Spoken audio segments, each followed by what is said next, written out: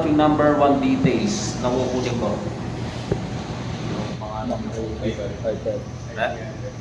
Yung IP address ng router.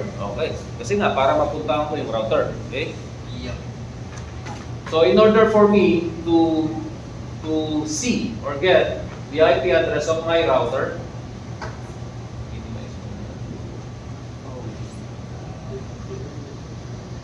okay, Windows R, then CMD, di ba? Then, what's the command? ipconfig. ipconfig. Okay. So this is the configuration details. This is the details of my current network. Okay. Alin dyan? Ayun po sa Ang address ng router. pangalawa, Na? IPv4. IPv4? Default gateway. Default gateway. Itong IPv4 na yan, that is the address of my PC. Kasi dalawa lang nung nakakonect, PC and router. So dalawang address lang makikita nyo dyan. Your PC and the default gateway, which is the router. So may basis na tayo. This is the address of your router. 192.168.0.1. Okay? Then you need a web browser. Long. This is it, ha? Ito ang magiging exam nyo. Ano yung ginagawa nyo, ano yung nakikita nyo sa screen.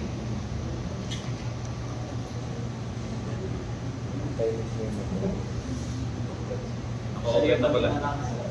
Okay. Then, punta tayo sa address tab. What is the address? 192.168.0.1.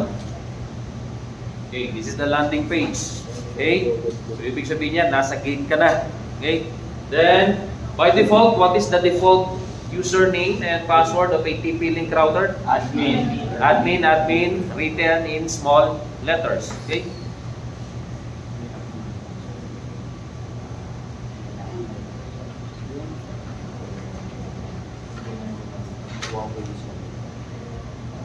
Okay. And then, what's next? Papalitan nyo yung admin. Okay? Papalitan nyo yung admin password. Okay. Para hindi compromise yung network nyo. Okay? Saan tayo pupunta? System tools. Then, password. Okay? So, you need to input the old username, which is admin. Then the old password, Admin. which is also admin. Then, new username, depende yan sa bibigay kong instruction during your exam. Eh? But for now, admin pa rin. Then, password. Birthday niya sir. Ayan, save na. Basta sobra pa sobra. Wala po kulang po yung pangalan.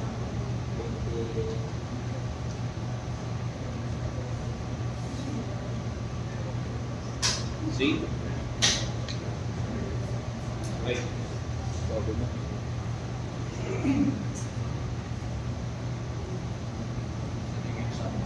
Wala.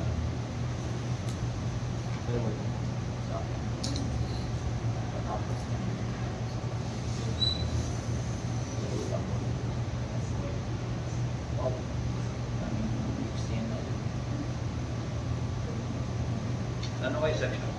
1 sir.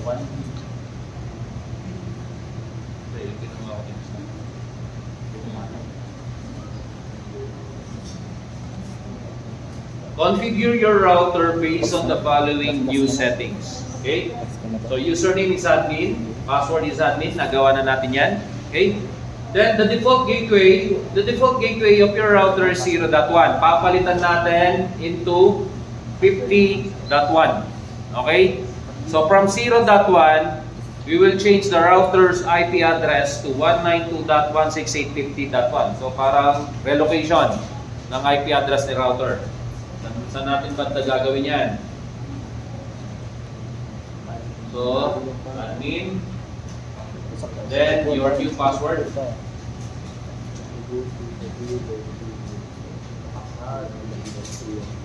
Okay, so we will change the default gateway 192.168.0.1 into 192.168 That's 50.1. Punta kayo sa network. Then, disregard yung one. This is for your internet connection.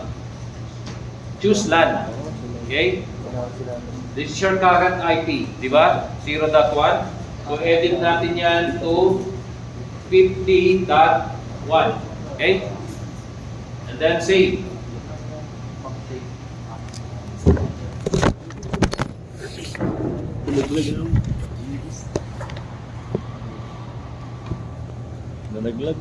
So from 192.168.0.1, pinalitan natin yung IP address ni router into 192.168.50.1. From 0.1 to 50.1.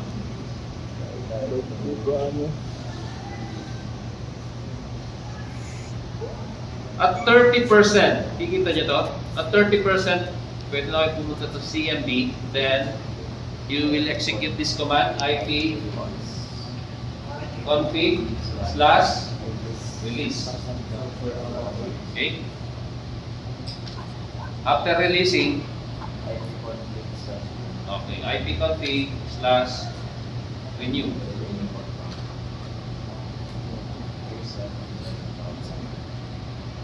Nagbago ba yung IP? Nagbago ba? So, ibig sabihin, successful yung relocation ng IP address ni router from 0.1 to 50.1. So, this is your new address. Okay? So, you need to update this one. So, gawin natin 50.1. So, you cannot use 0.1, 50.1 na. Yung new IP address ni router. Okay? Tapos yung new password.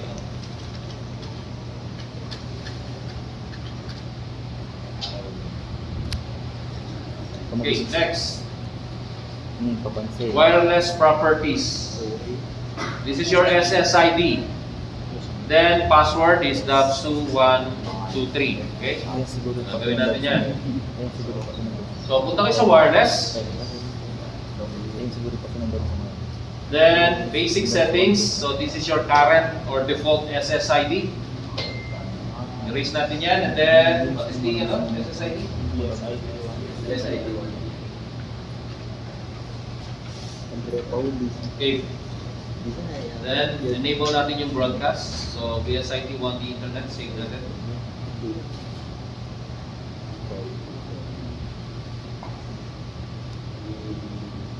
Okay, after saving, wireless security. Lapso 1, 2, 3. Case sensitive. Lapso 1, 2, 3. Okay.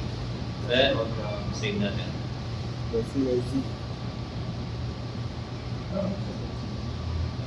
Okay, okay na tayo dito. Yes, sir. And then, MAC address reservation. MAC address. Allow this MAC address, this one, to have a permanent IP address of 192.168.50.123. This is actually my cell phone. So, pag chinek ko yung peer-to-peer network nyo, ito yung gagamitin ko. Provided, yung IP address na makukuha ko is 192.168.50.123. Okay? Okay, so yung parang ginawa na kasi. Connect ko muna sa router.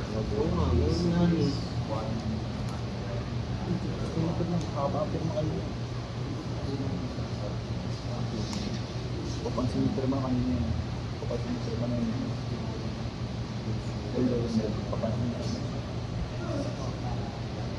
Okay? Balik tayo sa router.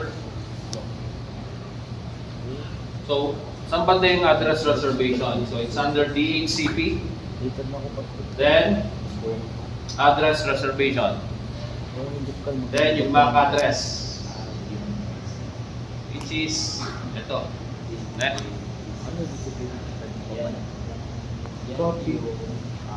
Kopya. MAC address. So, What's the address IP? 192.168.5123. And And make sure naka-enable dyan, ha? Ayun. Ayun. Okay. So, enabled, then pag nagre-reserve kayo ng IP, in order for the changes to take effect, you need to reboot.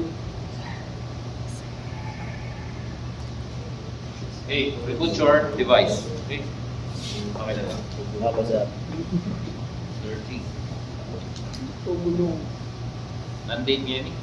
Ayan po sir. April 4 sir. April natin na. Bilis na sir.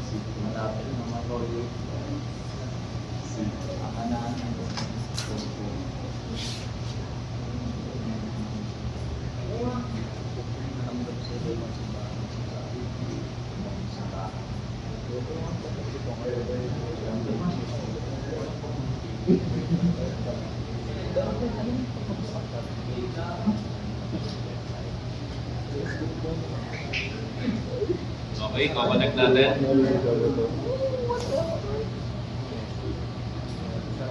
BSIT1D. Slow nyo lo. Connect ka rin sa side. Hindi ka pwede sa kanya lang. Enable din. Ganyan pala Enable 125. Hindi siya makakasin. Pwede na i-blacklist yun. Pag enable.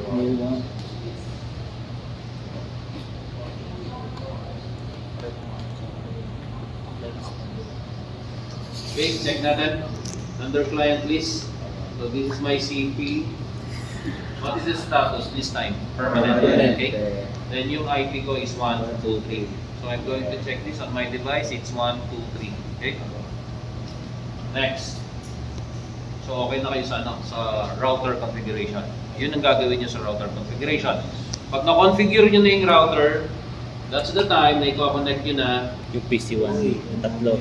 yung mga components using this topology or design. Okay?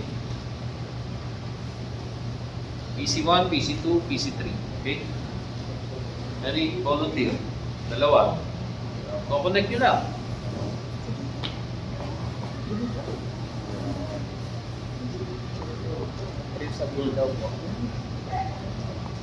I-connect nyo lang po yan. With a switch, oh. Nakakuha mo kuryente yan. Using these cables. Huwag ka naman yan. Gagawin nyo yan sa... Nag-video ko. At least pag nagkamali kayo ngayon, alam nyo na kung ano yung mali nyo. Oo nga, gawin mo, diyan. By the way, class, ito muna yung gagawin nating PC1 for demonstration. Then, PC1, PC2, PC3. Okay? Pero pagdating next week, yung tatlong yan ang gagawin. PC1. Okay? Kasi ito yung nakakonect sa monitor. So, PC1, i-connect natin yung PC1 sa switch. Okay. Saksak. Kaya, PC1. Saksak lang yan. I-connect natin sa switch. So, ililipat natin to. Okay. Then, your router is connected to a switch.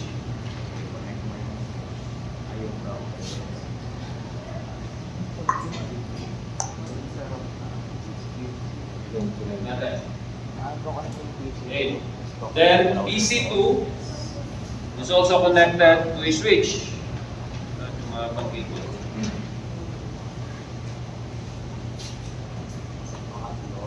Ano ba gusto niya? Wala naman pwede mo tayo yung test ko eh. Kaldo pa rin ako. Okay, bigyan yung connection. Okay. So, double check. So, lahat ng connection dadaan sa switch yan. Then, your router is connected to a switch. Check natin.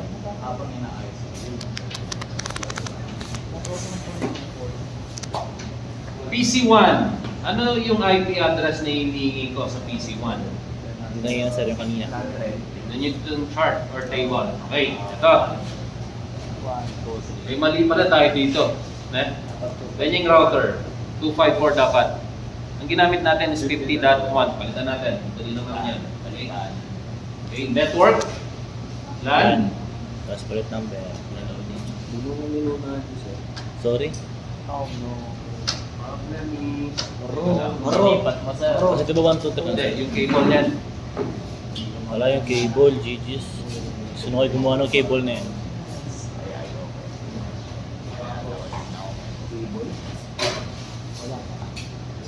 Bawal ka magbukas ng IP address. Ang hindi na ako nagsasabi.